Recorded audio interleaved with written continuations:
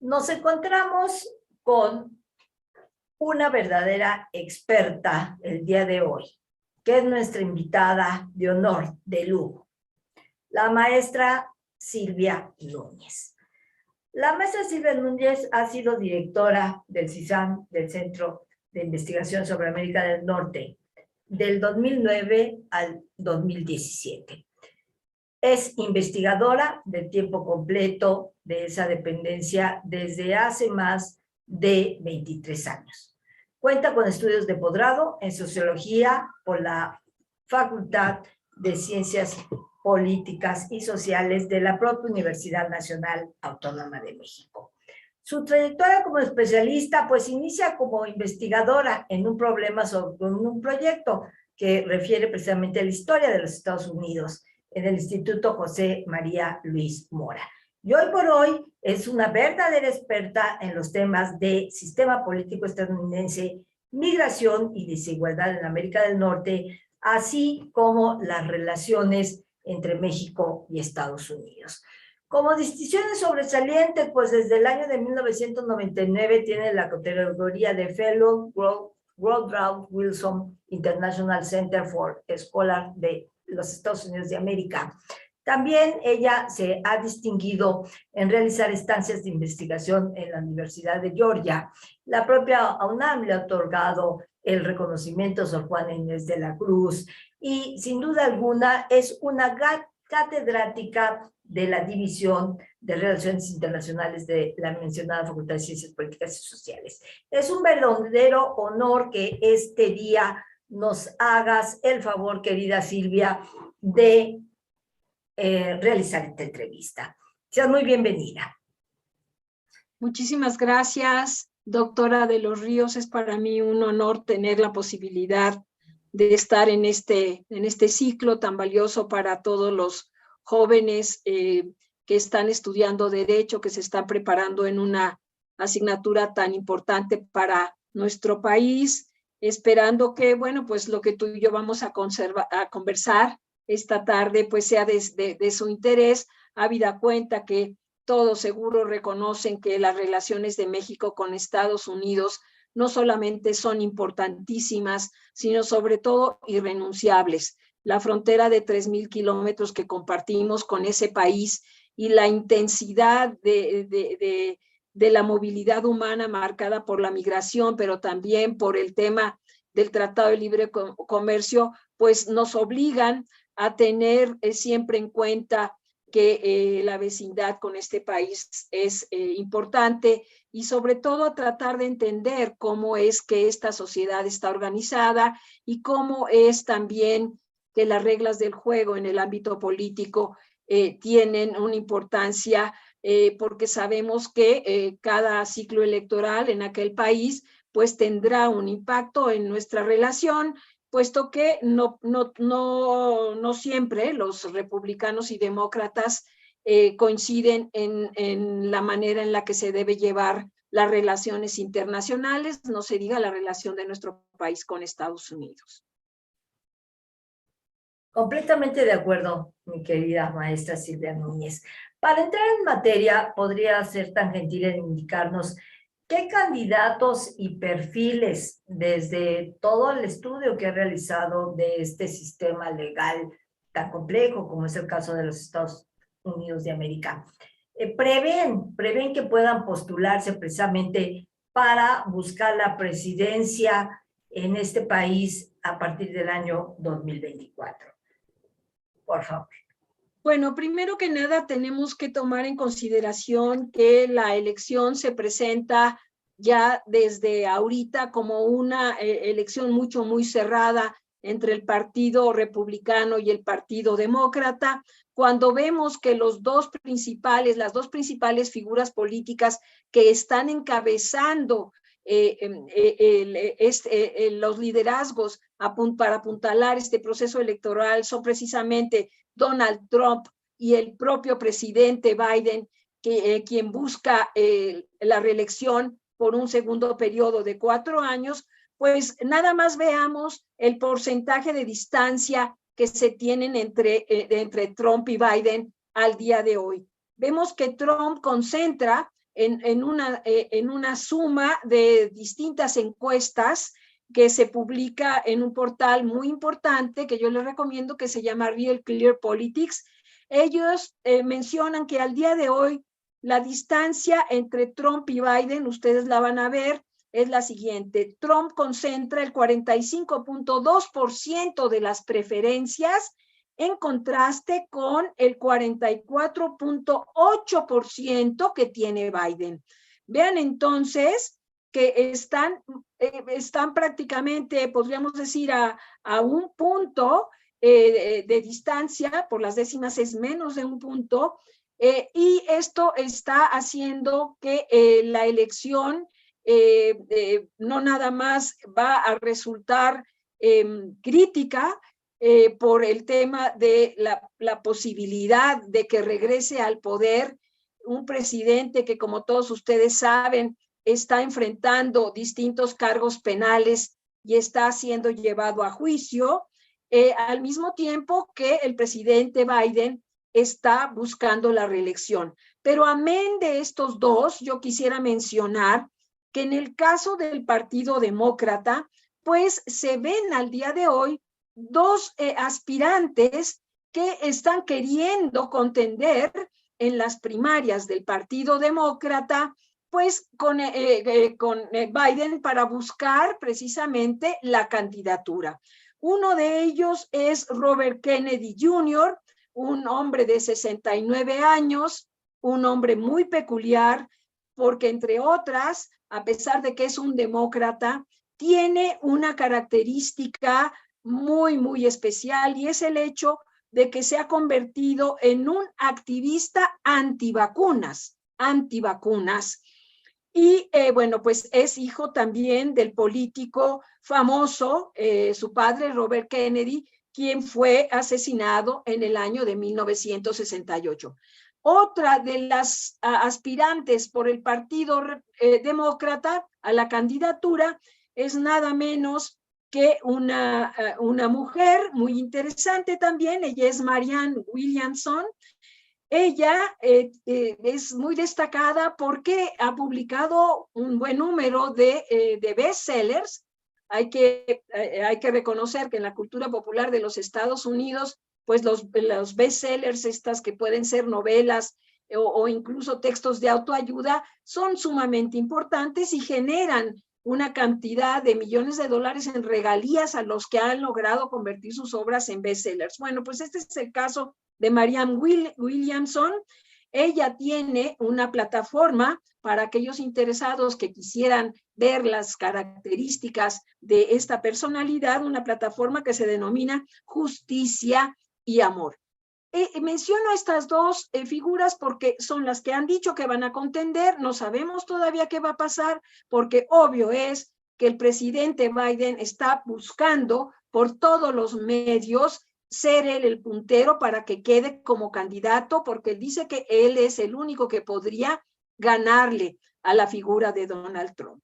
Y bueno, en el Partido Republicano, a pesar de estos números tan interesantes que vimos que están muy cerrada la elección entre Trump y Biden, lo que sí tenemos es que hay un total de 9 aspirantes a la candidatura. Uno de ellos es nada menos Donald Trump, pero lo interesante es lo que está pasando ya en los debates que van a apuntalar las elecciones primarias en aquel país, que se sucederán precisamente en marzo, a principios de marzo de 2024. Estas elecciones primarias son muy relevantes. ¿Por qué? Porque serán en estas elecciones donde podremos ver dos cosas fundamentales. Uno, cuál es el candidato que está liderando la posibilidad de ser el candidato de ambos partidos, de republicanos y demócratas, pero al mismo tiempo hay que tomar en cuenta que el Partido Republicano y el Partido Demócrata son partidos que incluyen dentro de sus seguidores una diversidad digamos, de temas en los cuales no todos coinciden, y vamos a ver que dentro de cada partido existen distintos grupos con culturas políticas diferenciadas. Entonces, lo que se va a poder ver cuando vengan estas primarias es exactamente cuáles van a ser los temas que van ya a gravitar en la campaña presidencial, porque las campañas presidenciales en estricto sentido no son sino hasta después de las convenciones de cada partido. La de los republicanos y los demócratas, ellos tienen sus convenciones en los meses, en el mes de julio.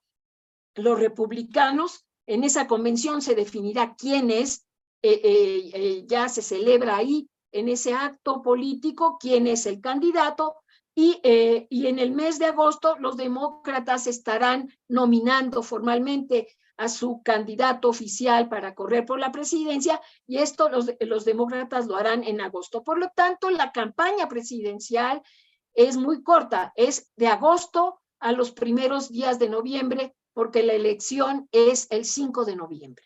Entonces hay que tomar en consideración que el proceso es largo, es complejo, tiene distintos momentos, que las primarias son de absoluta relevancia, por lo que ya señalé, y que al día de hoy, pues estos 9, volviendo a la pregunta, estos 9 precandidatos o aspirantes, ¿verdad?, que tienen los republicanos, tienen distintos posicionamientos. No nos vamos a centrar en el caso de Trump, porque a Trump creo que lo hemos vivido y lo conocemos bastante bien desde México, pero me limitaría a decir que entre los importantes de esta lista está el gobernador de Florida, DeSantis, que es el que lleva el segundo lugar dentro de los republicanos. Primero está obviamente Donald Trump, y en segundo lugar tenemos a DeSantis, pero los porcentajes de apoyo que tienen los republicanos para una y otra figura,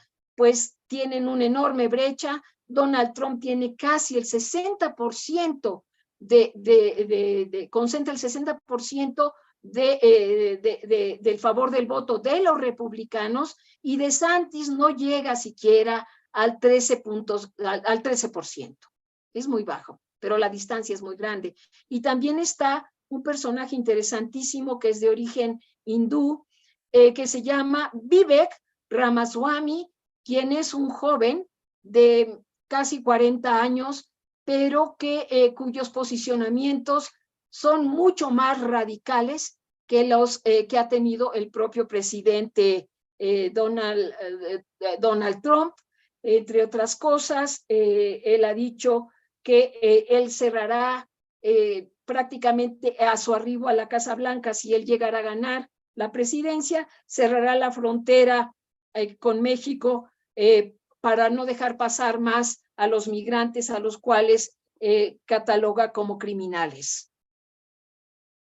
Sí, realmente es sumamente interesante todos los que nos plantea mi querida maestra Silvia Núñez, y usted con la expertise que le caracteriza, tantos años estudiando estos temas de, como diría ese refrán, tan lejos de Dios pero tan cerca de los Estados Unidos, que nos hemos convertido en sus vecinos, posteriormente en sus socios estratégicos, ¿no?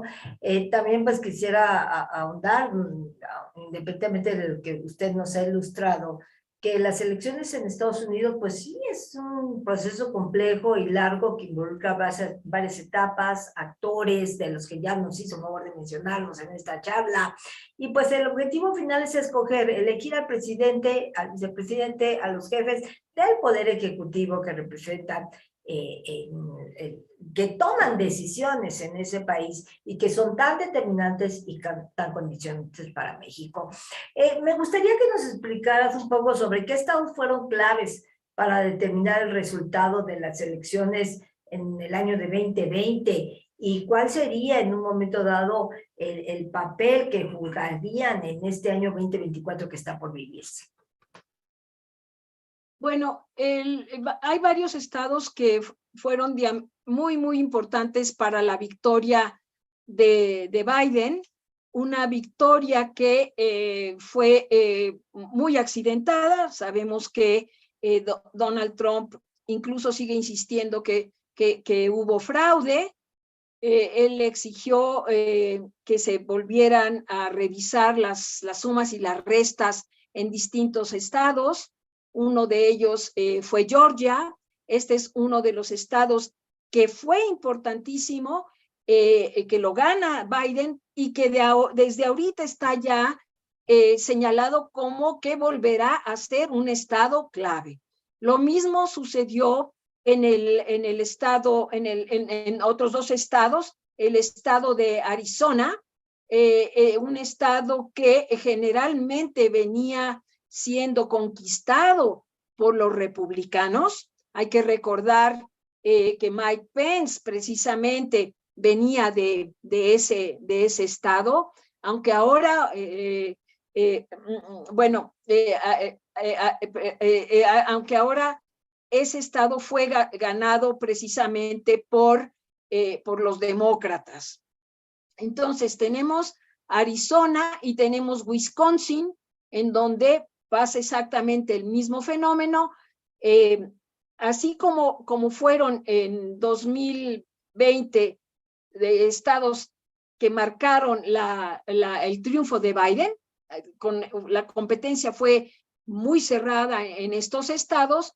Pues ya los expertos en hacer el seguimiento puntual de qué está pasando, es decir, el termómetro para medir en cada uno de los estados de los Estados Unidos cuál es el ánimo político, pues nos dicen que volverá a pasar lo mismo y que tendremos que observar con mucho cuidado a Arizona, como ya dije, a Wisconsin, a Georgia.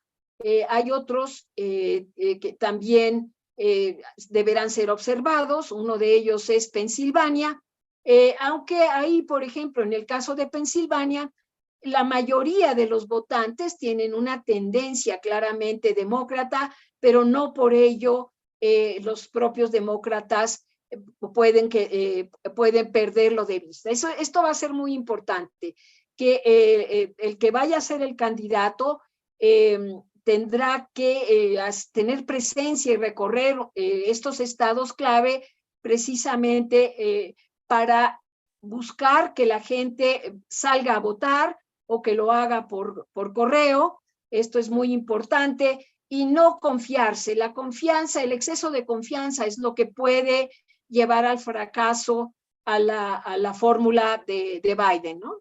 Eso sería básicamente. Muchas gracias, maestra, querida maestra Silvia. Bueno, lo primero que hay que recordar es que las elecciones en Estados Unidos, aunado todo lo que nos está platicando, son indirectas, ¿no? O sea, los ciudadanos no eligen directamente al presidente, sino a unos representantes llamados compromisarios que forman el famoso colegio electoral. Entonces, para más o menos ir aunando y ligando a la siguiente pregunta. Este órgano, pues, es el que obviamente tiene la potestad de elegir al presidente y vicepresidente por mayoría absoluta de votos. También hay que recordar que los compromisos se eligen el mismo día de las elecciones generales, que se celebran en cada 4 años, y el primer martes después del primer lunes de noviembre.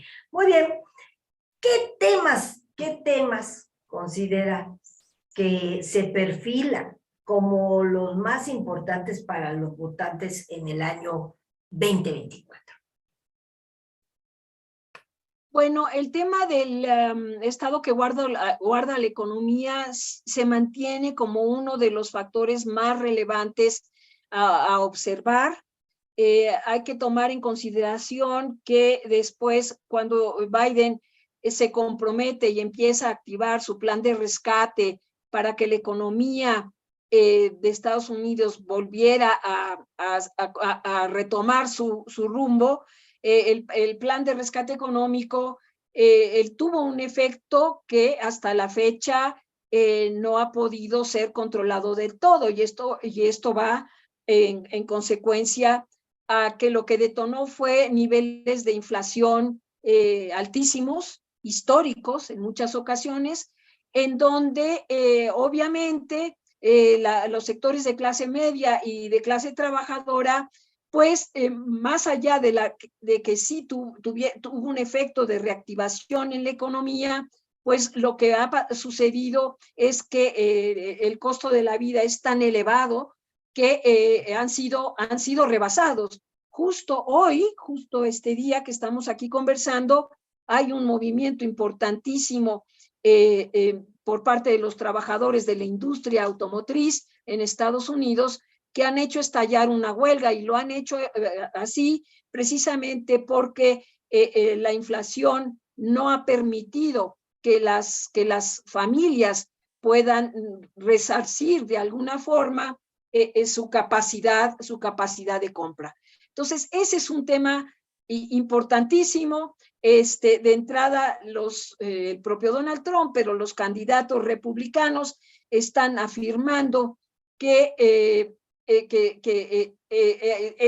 esta fórmula del rescate económico no fue la más adecuada. Pero hay otros temas también muy sensibles que irán al parejo que el tema económico, que es el tema de la migración, un tema que ha sido el caballito de batalla de los republicanos desde hace mucho tiempo, lo sabemos perfectamente bien en la época de Trump con el asunto aquel del muro, ¿no? Y que quería él que México pagara por el muro.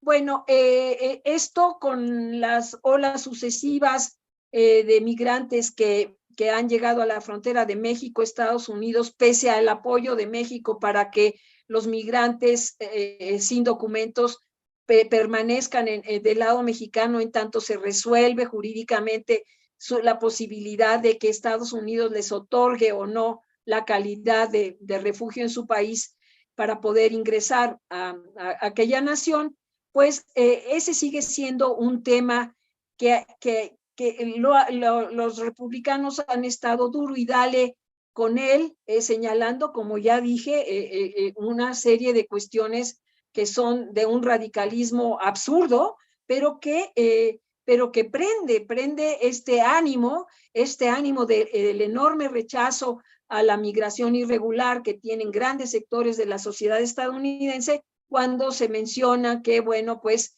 que estos migrantes no autorizados lo que han llevado a los Estados Unidos es a una debacle por el tema del crimen y el tráfico también de drogas. Entonces, tenemos el tema económico de la inflación, tenemos el tema migratorio y el siguiente gran tema, un tema de enorme controversia también, es el asunto del fentanilo. Y bueno, en estos dos temas, fentanilo y migración, pues lamentablemente está anclada, ¿verdad? La visión que los republicanos están tratando de proyectar con relación a nuestro país, ¿no? Cada vez te admiro más, mi querida Silvia. Realmente eres una verdadera experta en este tema que esta tarde nos estás haciendo el favor de concedernos esta entrevista. Comentando con este proceso de elección que se viene en nuestro país vecino, hay que recordar que una vez que se definen los candidatos presidenciales de cada partido, pues estos inician su campaña electoral para las elecciones generales, donde se enfrentan no solo entre ellos, sino también con otros candidatos de partidos minoritarios independientes, como lo acabas de señalar. Esta se realiza a través de varios debates televisivos, entre otras muchas otras acciones. Respecto al caso Donald Trump, y en este marco, obviamente se encuentra en su sistema legal bajo el principio de presunción de inocencia, pero ¿tú consideras que si él sigue siendo el virtual candidato favorito, porque las encuestas pues son una diferencia mínima, son puntos, ¿no? De acuerdo con lo que acabas de mencionar. Y también recordemos que hace uso de las tecnologías, de la inteligencia artificial y todos estos elementos del racismo, de la raza de la raza aria, ¿no? ¿Cuál es tu postura respecto a esta pregunta? Bueno, Donald Trump se ha convertido en, es todo un fenómeno político, la verdad, pero que ha tenido de alguna manera impactos en otras naciones con candidatos que tienen hasta cierto punto tendencias muy similares. El caso europeo es muy claro, ahí sabemos también cómo ha habido problemas con relación al tema de la migración, ¿no? De que no todos los países como por ejemplo Hungría, no están de acuerdo en que sigan llegando los migrantes procedentes del norte de África, etcétera. Pero al mismo tiempo, el tema de que es un fenómeno de comunicación, tú bien ya lo dijiste, por la manera en la que ahora corren las noticias, pero también cómo se propaga una información que es fundamentalmente tóxica y que es falsa, ¿no?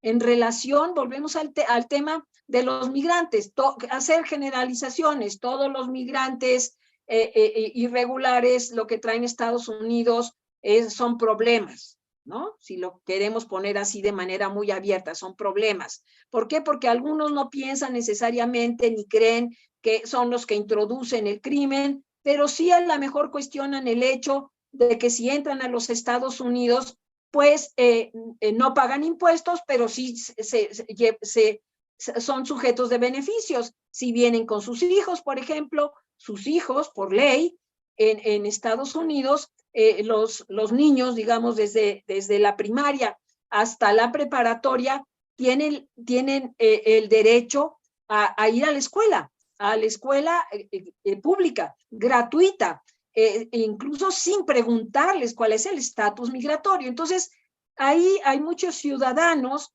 que no es que se concentren en señalar que ellos son los malos de la película, pero no están de acuerdo en que sus impuestos, ¿verdad?, beneficien a gente que para ellos no tiene derechos en los Estados Unidos.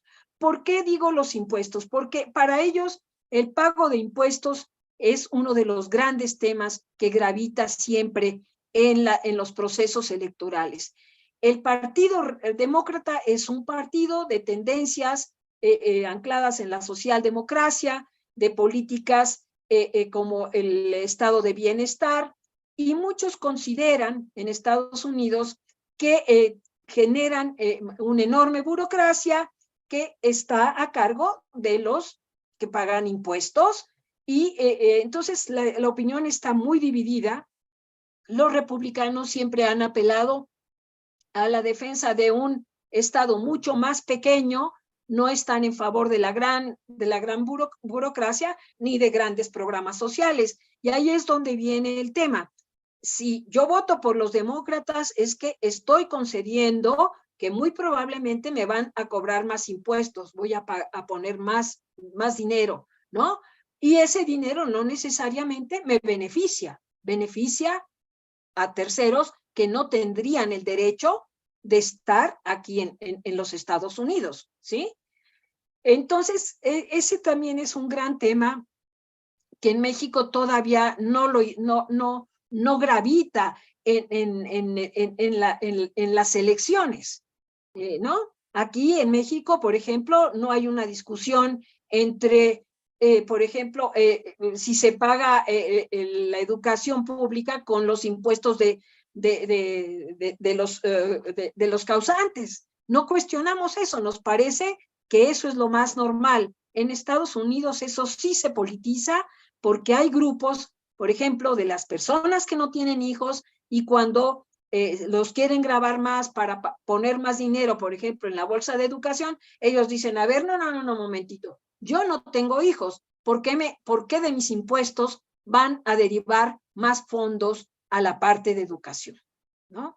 Entonces, ahí es donde vienen todas estas especificidades que de una cultura política que obviamente es muy distinta a la que nosotros nos toca vivir en México. Pero nada más déjame decirte una cosa que me parece interesante. En una encuesta que se hizo hace un par de días, lo que sí se demostró ya es que Donald Trump, como candidato de los republicanos, está ganando en un porcentaje de 2-1 el sector de votantes que no están identificados claramente ni como republicanos ni como demócratas. Estos que son los indecisos. Y esto es muy serio. Y esto es muy serio porque ahí llevan ganada la batalla, por lo pronto al día de hoy, ¿no? Qué interesante, la verdad, esta reflexión tan fuerte que nos acabas de señalar. Realmente pudiéramos decir que ahí puede estar el fiel de la balanza, ¿verdad? Exactamente. Al momento Ujú. de la elección. Bueno, llega el día de las elecciones generales, los ciudadanos acuden a las urnas para emitir su voto y otros se van por el medio electrónico. El papel que jugó el voto por correo en las elecciones del 2020, ¿consideras que será determinante, será de tendencia hacia el año 2024? Bueno, en primer lugar hay que tomar en consideración que este voto por correo ya existía.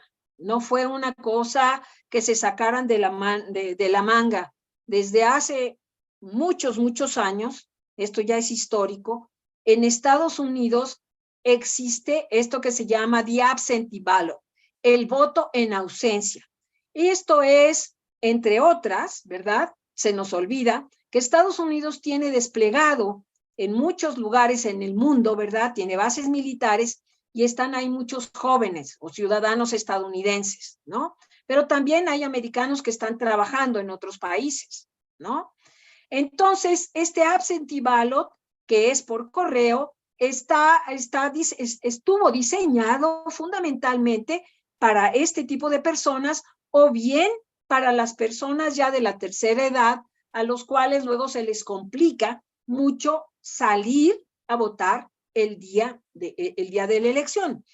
Entonces, estas personas lo que hacen, y eso es el mismo caso de México, porque tenemos ya que los mexicanos votan en el extranjero y tienen que seguir una serie de protocolos, pues igual en Estados Unidos. ¿Por qué? Porque les mandan su sobre, ¿verdad? Con las boletas que van a tener que cruzar y poner en el correo. Lo que sucedió en la elección de 2020 también fue un hecho histórico y se convirtió en un hecho histórico porque venía la elección en medio de una pandemia del COVID-19 y entonces ahí Estados Unidos estaba viviendo un momento de enorme tensión. ¿Qué iba a pasar? ¿No? ¿Cómo obligar a las personas a salir a votar? Entonces, en un tiempo récord, se tuvo que, el acuerdo fue un acuerdo político importante, se tuvo que, imagínense nada más la infraestructura que conllevó en que millones, ¿sí? de estadounidenses se sumaran a la posibilidad de votar a través del voto por correo, ¿sí? Lo que ocasionó que la contabilidad de muchos de esos votos no pudo estar finalizada el mismo día de la elección, porque dependiendo lo que hubiera cada uno, recordar allá también que cada estado tiene sus propias reglas para operar los procesos electorales. En Estados Unidos no existe nada como un instituto federal electoral que normaría a todos los estados. No, esto se considera en Estados Unidos una flagrante violación al federalismo. Cada estado define cómo son las reglas, en unos incluso se permitía que el mismo día de la votación la gente fuera a depositarlo en el correo, ¿sí? Pero pues entonces no llegaba ese día. Entonces ahí es donde vino toda, llegaron millones de votos por correo. Hay que reconocer también que fue todo un fenómeno la elección de Biden obtuvo datos históricos. Ganó por más de 7 millones de votos encima de los que tenía Trump, ¿sí? Muchos de los cuales fueron contabilizados porque llegaron por correo, ¿sí? Pero fue una votación histórica por la gran afluencia de votantes que tuvo, no nada más presencial, pero los que llegaron por correo, y esto fue lo que Donald Trump buscó por todos los medios de descalificar los votos por correo. Pero tú lo sabes bien, se han implementado una cantidad de procedimientos para observar y depurar la elección, y la victoria de Biden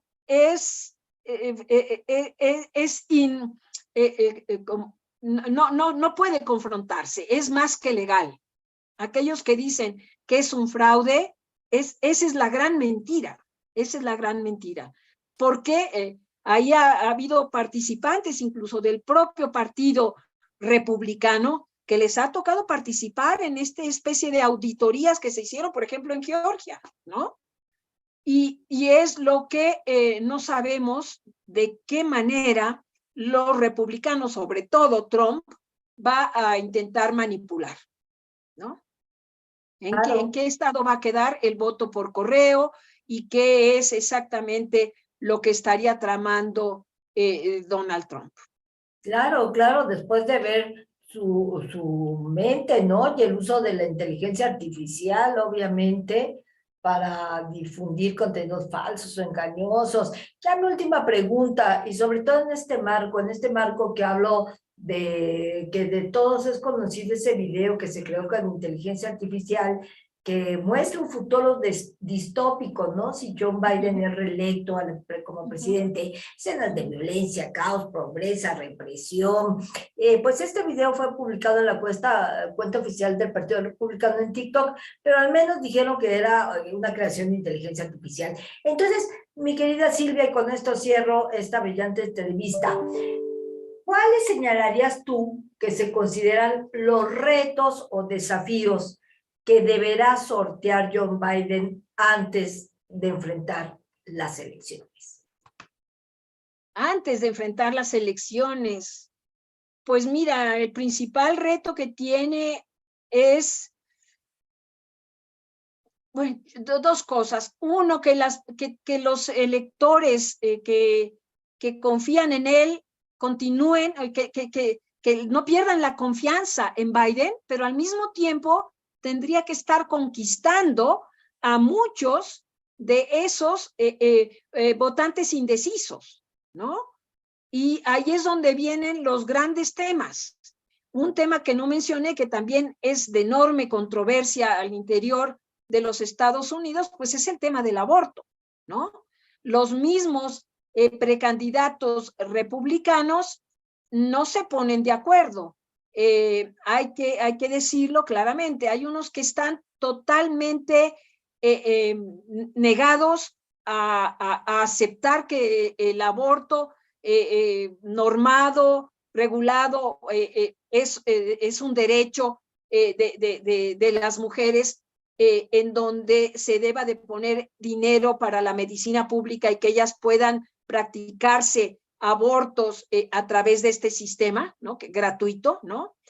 Pero hay algunos que dicen, bueno, la mayoría son de los republicanos son pro defensa de la vida, pero hay algunos que matizan las cosas y que dicen, bueno, estamos de acuerdo en que no hay que quitar el derecho a las mujeres de practicarse abortos, pero hay que poner un límite, es decir, a las cuántas semanas de un embarazo se puede suspender el mismo mediante un aborto, ¿no? Entonces, ahí dentro de ellos hay algunas actitudes un poco más moderadas, mientras que en el caso del Partido Demócrata, bueno, pues todos sabemos que a pesar de que Biden es un presidente católico, pues la defensa del derecho de las mujeres al aborto se ha convertido en una de las principales banderas, porque obviamente son más mujeres las que están defendiendo el derecho sobre su cuerpo, ¿no? Que aquellas que estarían defendiendo el que se regrese a una prohibición total del aborto, del derecho a la interrupción del embarazo. Pues, mi querida maestra Silvia Núñez, de verdad es un verdadero placer para este proyecto PAPIMEP 300-922, que se llama Enlace Jurídico Académico, los alumnos Centennial para nuevas y mejores abogados. Te damos las gracias, te damos las gracias. Yo creo que te vamos a tener que realizar otra entrevista en diciembre, porque esto va a ir subiendo de tono y el análisis que tú nos realizas es realmente extraordinario. Pues no me resta más que agradecerte, te enviaré tu constancia, no sé si la tengamos por ahí ya elaborada para mostrársela. Me dice mi staff que no está tu constancia, pero No te sé. enviaremos a más tardar mañana tu constancia por haber participado en esta magnífica entrevista. Nuevamente muy agradecidos, querida amiga, y quedamos pendientes de volver a contar con tu presencia. Felicidades por el proyecto y agradezco a ti y a todos y cada uno de tus colaboradores esta oportunidad. Silvia. Un abrazo, bendiciones. Chao.